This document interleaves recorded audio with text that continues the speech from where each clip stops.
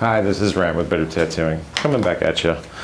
Today we're going to be telling you how long that you can take a shower after getting a tattoo. And this isn't like how long you have to wait. This is how long you can actually shower for. All right.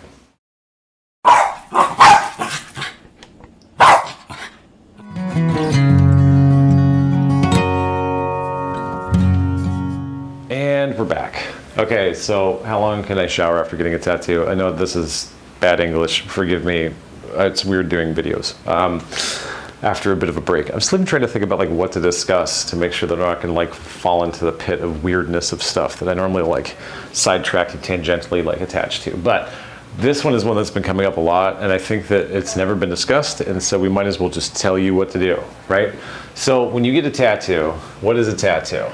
A tattoo is a wound, right? And this is how we start to triage this. This wound that we have is going to be of a certain type grade, right? We're going to have a certain amount of pain, right? We're going to have a certain amount of leakage. And we may have a certain amount of, inflammation. Okay, so we're going to get like red, raised, and itchy. Potentially, right?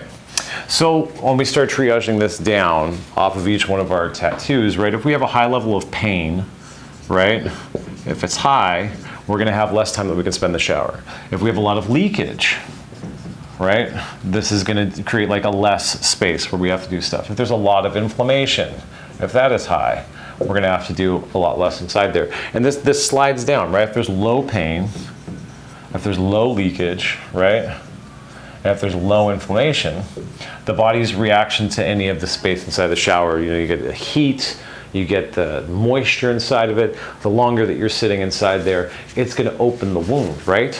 So if we have a lot of pain, we have a lot of leakage, there's a lot of inflammation, it's gotta be a quick in and out, right? We're gonna have with these ones at high is gonna be like under 5 minutes, right? You shouldn't be in the shower for more than that. If you need to, you're gonna have to start breaking your stuff up. Wash your hair in the sink or the tub, right?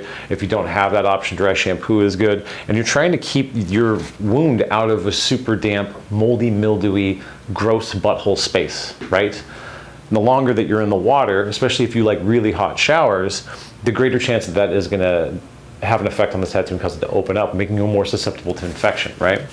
Now, if we have other stuff like this where we don't have very much pain, there's not a lot of leakage, there's not a lot of inflammation, on the low end, we still don't want to be in there for more than 10 minutes. And you're going to be like, oh no, Ryan, at Better Tattooing, I only take 2-hour showers. Don't. It's just going to mess up your tattoo. What's rule number 1 of getting a tattoo? What's rule 1? Everyone I know should be saying this, even though I'm not in the same room with you, right? Don't soak your tattoo. See how I wrote that in Gen Z? I'm hip. Don't soak your tattoo. When you start leaving your tattoo inside the shower space, especially if you take really hot showers, doesn't matter even if you take cold showers, right?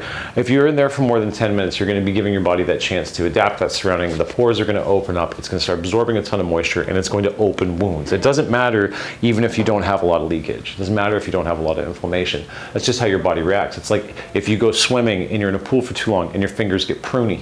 Your body's reacting to the environment that's changing. And nowhere in medical literature does it say that we should be focusing on keeping these tattoos as wet as possible for as long as possible, or any wound in general, right? You see a diabetic foot ulcer in a hospital. It's packed with gauze, it has a window on top of it so they can see what's going on. Would they leave that full of the draining fluid? No. Surgical sites, when they put in, are they like, no drain tubes required, go on your day? No, they try to get that extra fluid away because it's negative, right? So if we're not soaking tattoos, and it should just be like, don't soak your wound. Certain wounds you can, right? But for the most part, you're not gonna leave a splinter that you're trying to get out soaking in hot water for more than 10 minutes. It's gonna mess it up and probably push it in further, right? This is common sense stuff. So, tattoos are wounds. Wounds do this. And to make them heal faster, stay in the shower for less time. It's guaranteed if you've had bad heels, you don't have pigment sensitivity, you don't have anything else going on, you're probably doing something wrong by staying in the shower for too long, right? It doesn't matter, oh, I leave it out. It doesn't matter. I have all the fans on. It doesn't matter. I have organic rain shower head. It doesn't matter. You soak it for too long, it's gonna make it bad. Rule 1, don't soak your tattoo. Get out of the shower, you heathens.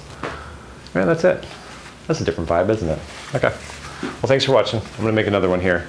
And pardon me about the back stuff here. I don't have my erasers. I don't know what happened to them. I feel kind of sad that I don't have them. I used to love to go clap, put it in the side and it's gone. So I'll clean this up and I'll make another one. See you later.